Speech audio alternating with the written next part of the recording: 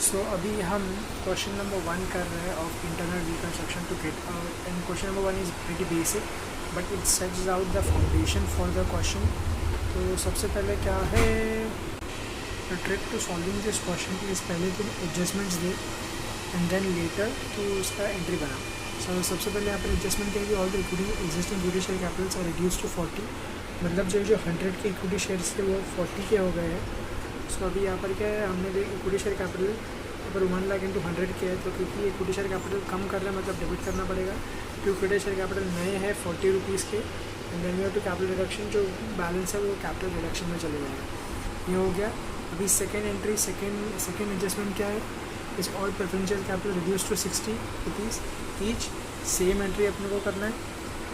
Last third वाला क्या है कि the rate of interest of debentures is increase to 12%, the debenture holder surrender the existing dependent rupees 100 to 70 हो गया।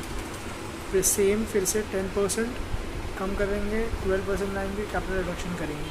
All right, सो अभी fourth entry पे थे हम। फोर्थ एंट्री क्या होता है कि one of the creator of the company to whom the company owes 20 lakhs decides to forgo 40% of its claim and is allotted 30,000 equity shares rupees of 40 each in full satisfaction of his claims।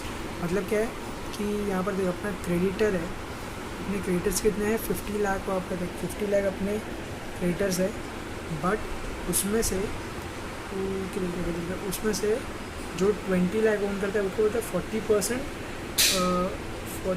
40% वो ready है उसका 40% forgo इसका मतलब वो 40% अपने को profit आ गया, तो ये जो कैपिटल रिडक्शन मतलब क्रेडिट हो जाएगा। और 60% इक्विटी शेयर मतलब हम 60% जो बच गया उसका इक्विटी शेयर कर देंगे। इसका एंट्री कैसे आएगा देखिए, यहाँ पर इसका एंट्री मैंने क्या लिखा है कि outstanding liability that is a creditors वो डेबिट करेंगे क्योंकि क्रेडिटर्स अपने कम हो रहे हैं। टू कैपिटल रिडक्शन 40% क्यों है, क्योंकि उसने क्या बोला कि 60% मुझे इक्विटी शेयर कैपिटल दो और 40% मैं तुम्हारा क्लेम कम कर देता हूँ। चलो, सो इक्विटी शेयर कैपिटल नया इक्विटी शेयर कैपिटल आ गया, कैपिटल रिडक्शन 40%, कैपिटल रिडक्शन 40% है हो गया। And then the next entry is about fix assets are return down by 30%। मतलब ये जो फिक्स असेट्स है अंडर वैल्यू है, मतलब फिक्स असेट्स को कम करेंगे तो फिक्स असेट्स क्रेडिट हो जाएंगे, फिक्स असेट्स क्रेडिट हो जाएंगे एंड कैपिटल रिडक्शन अपना डेबिट हो जाएगा।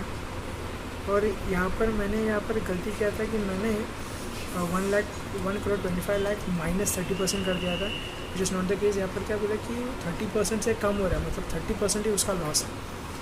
एंड देन लेटर अपने पास एक current assets are to be revalue at 45 lakh, तो अपना करंट असेट्स अभी है कितना 1 करोड़ अपना करंट असेट है, 45 लाख हो गया, मतलब अपना कितना एक्चुअल में लॉस हुआ है 55 लाख का एक्चुअल में लॉस हुआ है, 55 लाख का लॉस हुआ है।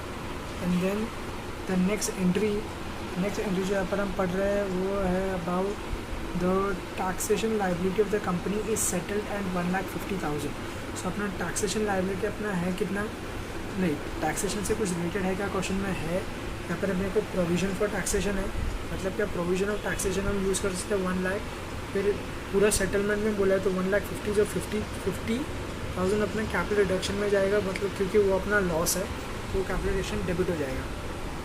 Okay, and then later it what is said that the investments are to be bought to their market price, मतलब इन्वेस्टमेंट्स को मार्केट वैल्यू में लाएंगे। अब इन्वेस्टमेंट्स का मार्केट वैल्यू इज़ 9,50,000 और उसका वैल्यू देख सकते हैं बुक वैल्यू इज़ 10 लाख। तो मतलब हमें क्या करना है कि हमको 10 लाख का वैल्यू को 9,50,000 करना है, मतलब हमको इन्वेस्टमेंट्स कम करना पड़ेगा।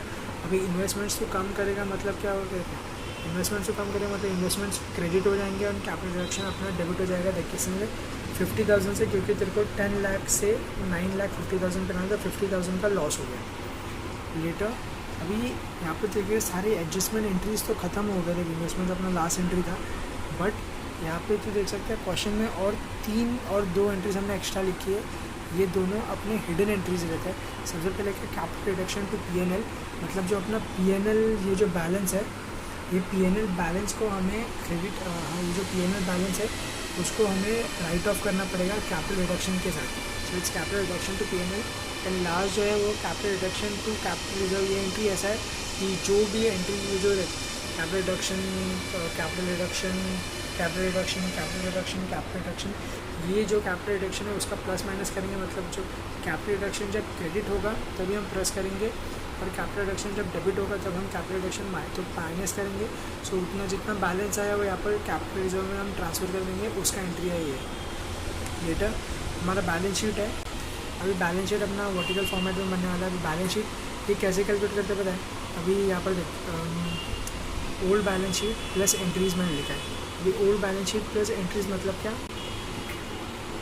Okay, old balance sheet plus और माइनस एंट्रीज़ मतलब क्या कि अभी ये जो क्वेश्चन में हमने जो बैलेंस शीट दिया था उसका और एंट्रीज जो हमने किया उसका रिलेटेड कर देंगे। मतलब अभी इक्विटी शेयर कैपिटल अपना let's say balance, equity share capital अपना जो अकाउंट जो क्वेश्चन में है वो अलग दिया है, और फिर बाद में इक्विटी शेयर कैपिटल में जो ये देखिए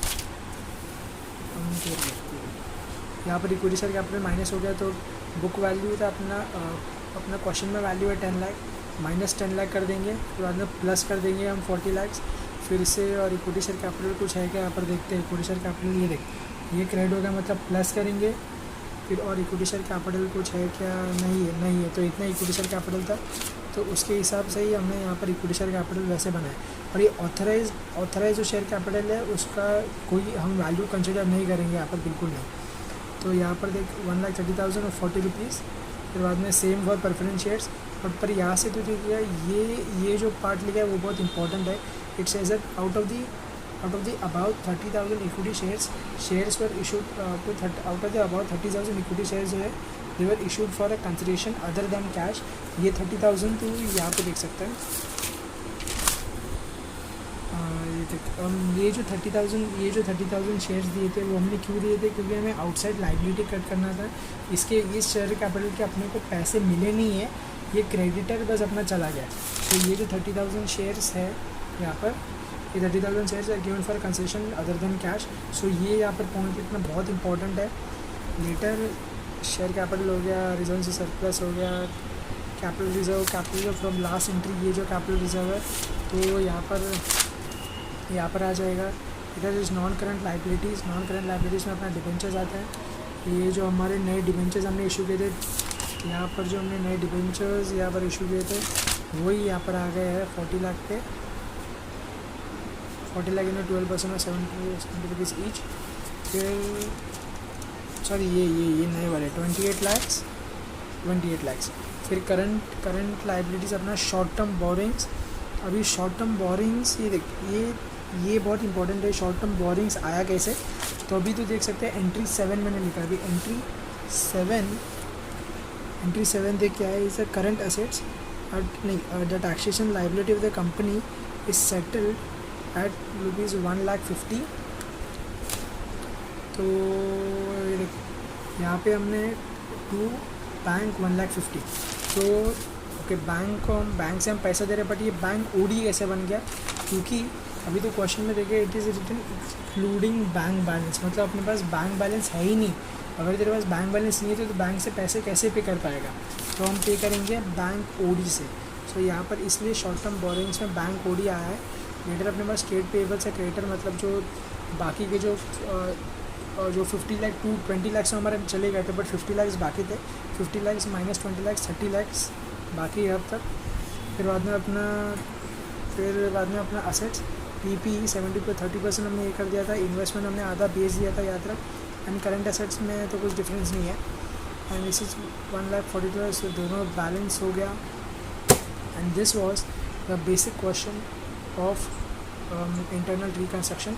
और बस ये याद रखना कि new balance sheet is equal to old balance sheet, मतलब जो ओल्ड बैलेंस शीट का वैल्यू है प्लस करेंगे एंट्रीज माइनस करेंगे एंट्रीज। एग्जांपल ऐसे ओल्ड बैलेंस शीट में शेयर कैपिटल दिया है, फिर जो भी एंट्रीज़ में शेयर कैपिटल क्रेडिट हुआ है तो उसको हम ऐड कर देंगे और वैल्यू पे ऐड कर देंगे।